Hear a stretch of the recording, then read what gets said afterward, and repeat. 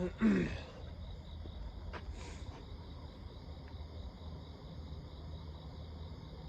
don't know if you...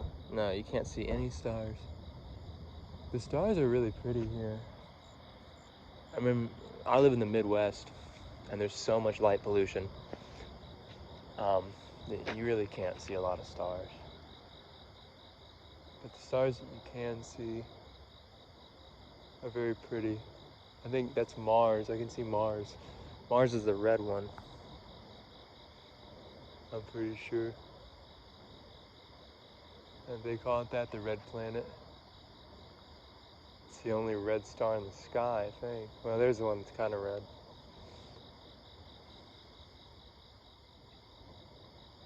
That one is unmistakably red. Actually, I don't know. That one's unmistakably red, too. That one's really bright.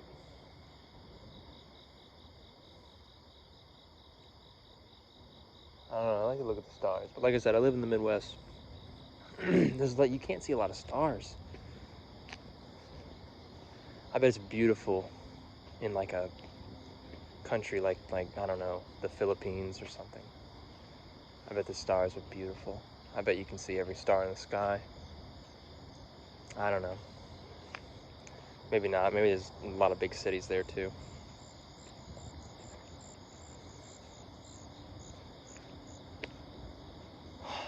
But I mean, my dad, he actually he had a telescope,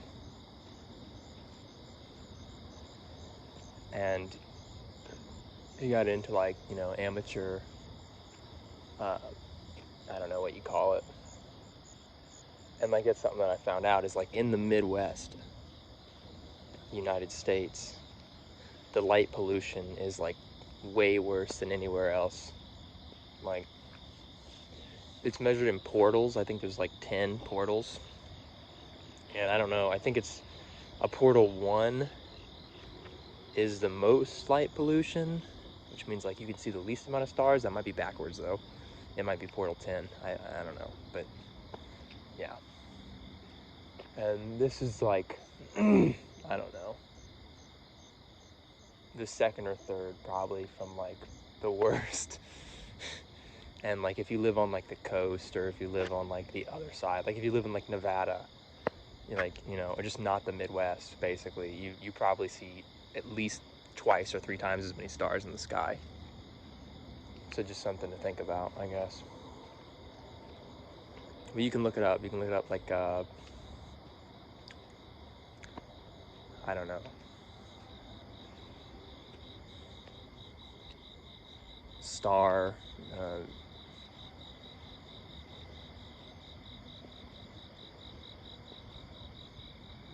sky visuals, I don't know, portals, Ohio, not Ohio, but US map or whatever.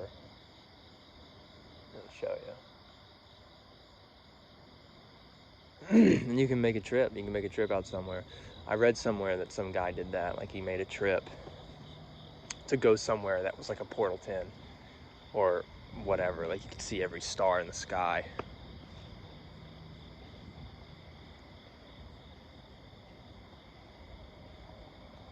And he said it was like the most beautiful thing he'd ever seen.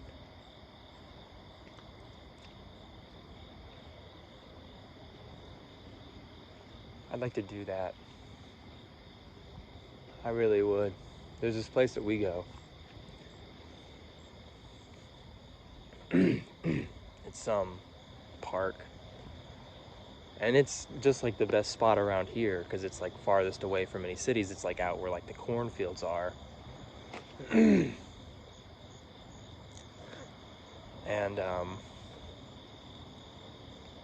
you know, you go up north of Ohio, like in Ohio, like you can definitely get to like where, like away from cities, but not too far north because then you run into the cities. But I saw 2 shooting stars there in one night, and I think that that's just the case. Like, shooting stars happen literally probably constantly, but that, you know, they happen so fast, you have to be watching for them. And especially if you can't like see But like I can look up in the sky and count like probably 40 stars, on this side of the sky alone. I mean, maybe if I look for a long time, I count way more, but there's not a lot. Just the really bright ones.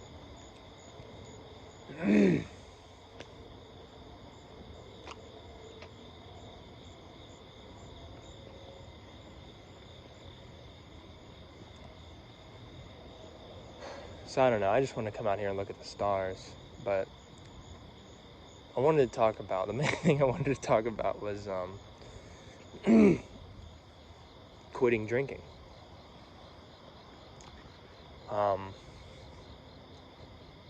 So drinking, I actually have a lot of testimony with alcohol.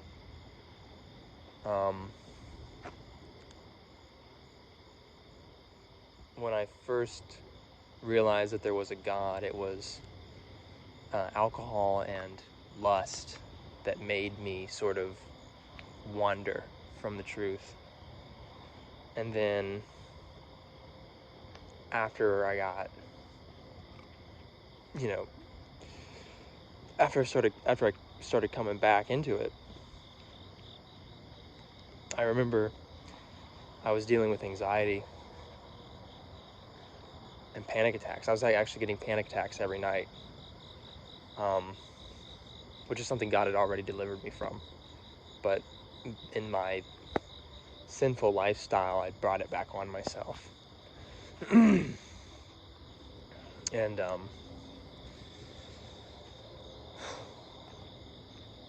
I was drinking, and this is like literally within a month of like getting the call from God again, like, feeling pressed to like come back to the Lord. And like I know, like, I'm gonna deal with a panic attack tonight, so I'm drinking beer. And I remember it was pressed on my heart. God spoke to me and he said, and it wasn't audible, it was just, how it's those thoughts, and it's God speaking to you. And he says, and it wasn't, I don't know if it was words, it was just, I understood exactly in a moment. You know how it goes, is, why are you looking to this alcohol to, keep you from experiencing fear? Like, why are you using this when you believe in God? Like, if you believe in me, why aren't you,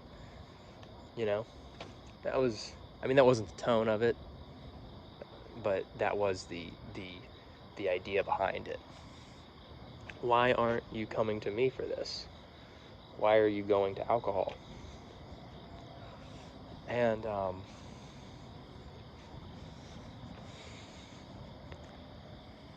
yeah, it hit me. And so, God delivered me from my panic attacks shortly after that.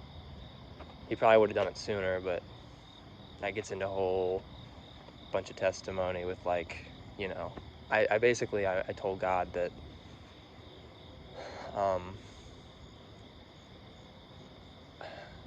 that I wouldn't drink for 7 days. So I did like a little fast, and then I told him that I wanted to do this devotional, this 7-day devotional on Gideon, who was like a coward in the Bible, that God gave courage to, and like showed him that like through trusting me, you can be very courageous, and you have nothing to fear or worry about. And so I was reading that because it was a devotional on fear. I was like, so I'm going to stop drinking alcohol for 7 days, and I'm going to read this devotional on fear, and at the end of the 7 days, I want to be, delivered of it. And yeah, at the end of the 7 days, I was delivered from it, just like I asked. And I think back on that, I was like, I probably didn't need to do all that. I probably just needed to ask God. But I don't know, sometimes you do stuff like that. Which does actually, I guess, bring me into the point that I'm making with this video that I planned on making, is theatrics. Hollywood. that there's like this desire in my early walk with God. There was this desire of like this, and I don't even know if I can articulate it very easily anymore because it's such a foreign thing now to me. But this idea of like this very emotional, very, very life-changing breakthrough where you know what I mean? Where I felt like I had to like get down on my knees and cry out to God,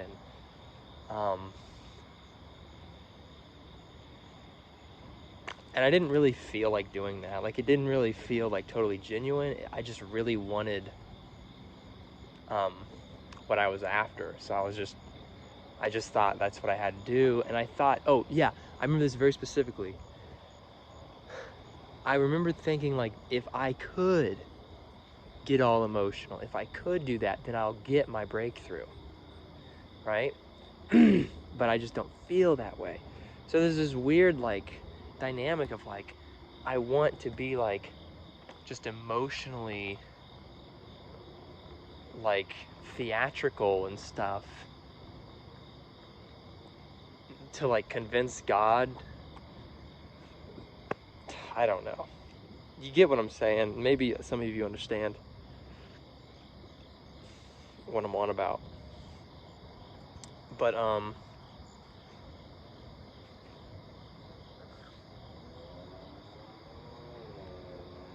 the funny thing is like it's never theatrical. It's never theatrical. Like the conviction, like when God changes something about you, it's never Hollywood. At least for my sake, like it's never been Hollywood. It's always been like the most, like, I don't know how to say this. I don't want to say boring, but just non-climactic, you know? Like, quitting drinking was something that happened like this, where,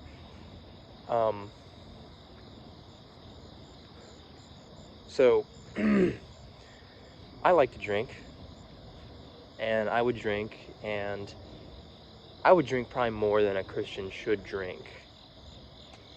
And I felt like I had it under wraps. And I remember that a buddy of mine complimented me. He was like, Jake, he was like, you're like the nicest drunk person I know. Everybody, when they get drunk, they get rowdy, they get stupid, yada yada. You don't do that. You're like mellow when you're drunk, and you're cool. And I took that to the bank, dude. I cashed that so hard. I took so much pride in that. And the funny thing is like, it was over. It was over the moment that like got into my heart. I started like, it was a downward spiral from there of like just not being that way, not being cool, starting to get rowdier and rowdier, and just more and more out of pocket, out of control when I drink. And I remember I didn't think I had a problem.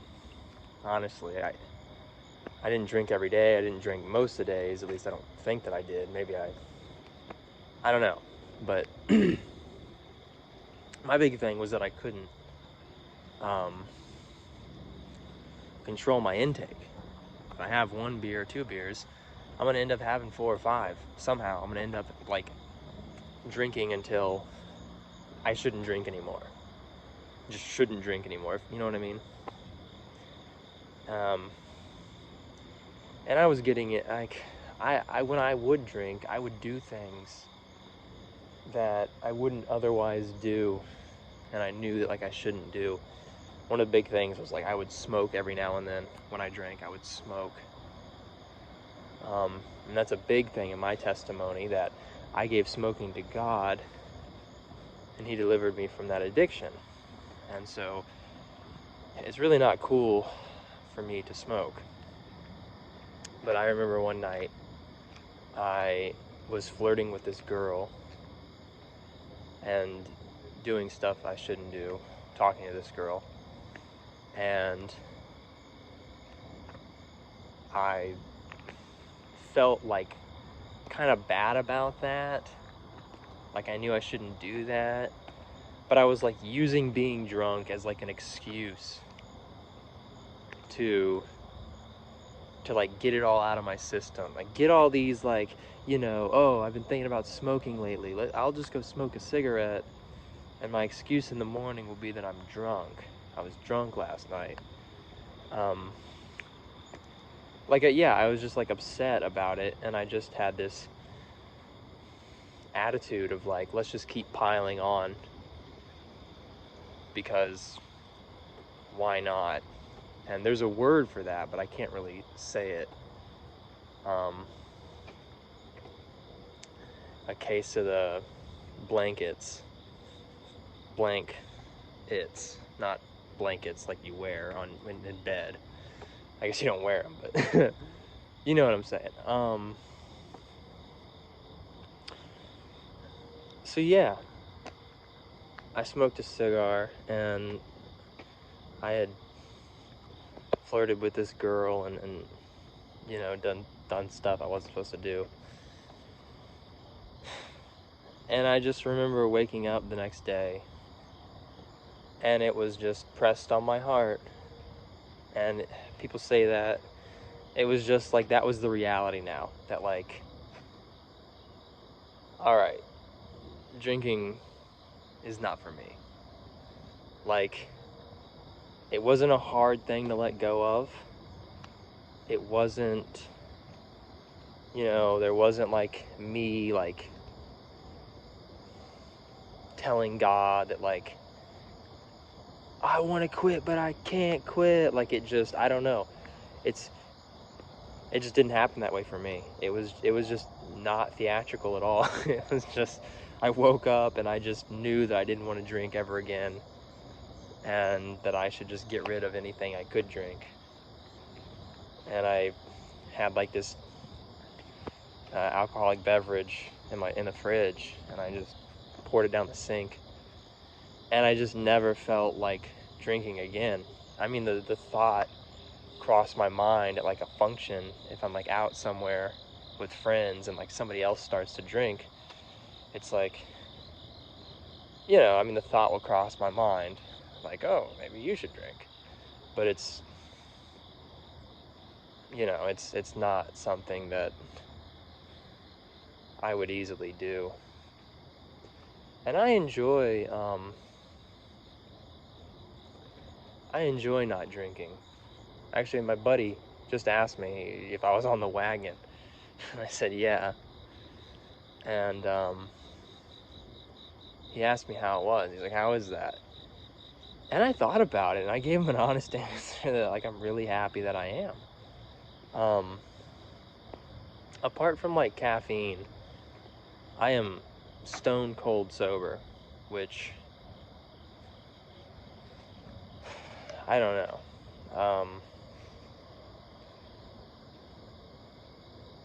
But I guess I've been doing this since I quit drinking, it's been, I don't know. It's been a while. Like at least like a couple of months. It's felt like a long time.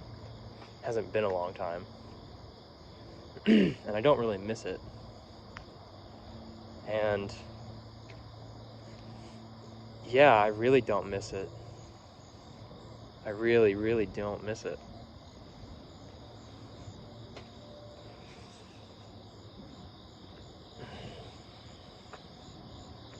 So yeah. There is this weird, like, you know what I mean? I don't know. It was like with the last video, and I talked about like, when you give things to God, you always think it's dumb afterwards that you ever wanted it more than God, or you ever let it get in the way. Like, why did I want that? What? This wasn't even like, that's the way I feel about alcohol. It was, now if I think about it, it's like, who wants that? Like, why would you why do you want to have a headache in the morning? Why do you want to feel loopy? And then just be bummed out.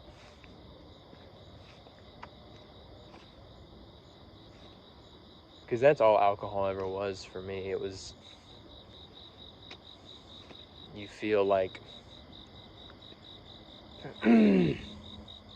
like you don't care, and you're having, I don't know, you don't care, and you're rowdy, not rowdy, but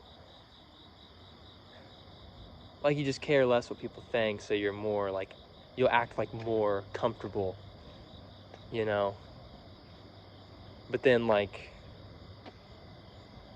the serotonin, the roller you start to like go down, and then you just feel like you know.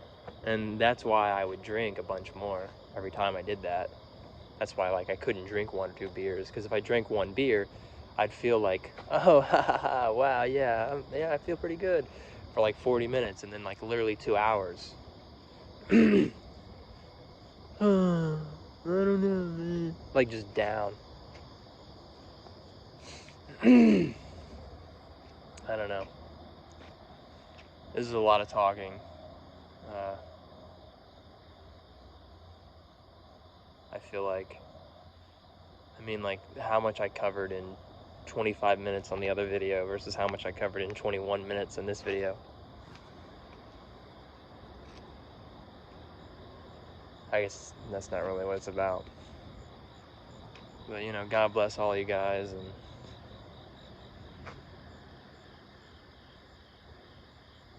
I just wanted to get on here and talk about that. That I think,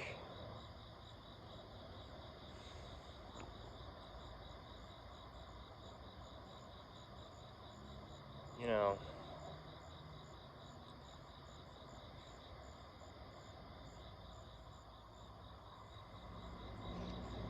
think about that. How it's just, it just happens when it happens.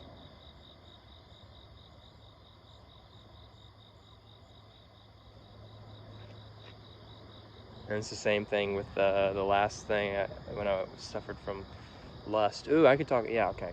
Here's something else. That temptation is still, like, it still tries to creep into my life. I don't know how long it's been. Not super long, but long enough to, like, know that, like, I have victory over it, and it, like, doesn't get me.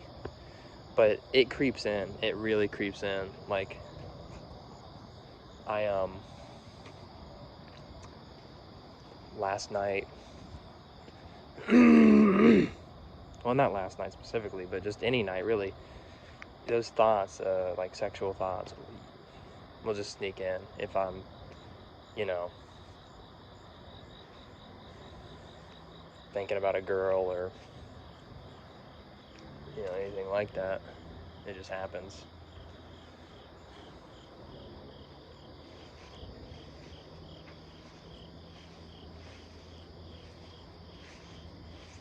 And I've noticed this, like, trend, like, when the thoughts would come and I first started, like, getting away from it, I would just immediately bat them down.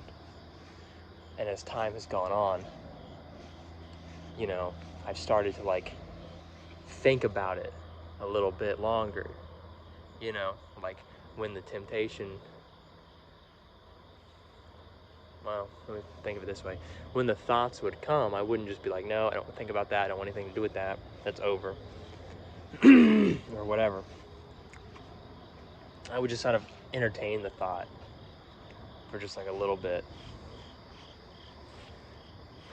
And I prayed about it when I noticed I was doing that, and I realized a couple things, I think, in a moment. That one, that God did take, like, something happened when I prayed that. But two, that, like, I got to be on that, you know? So, yeah.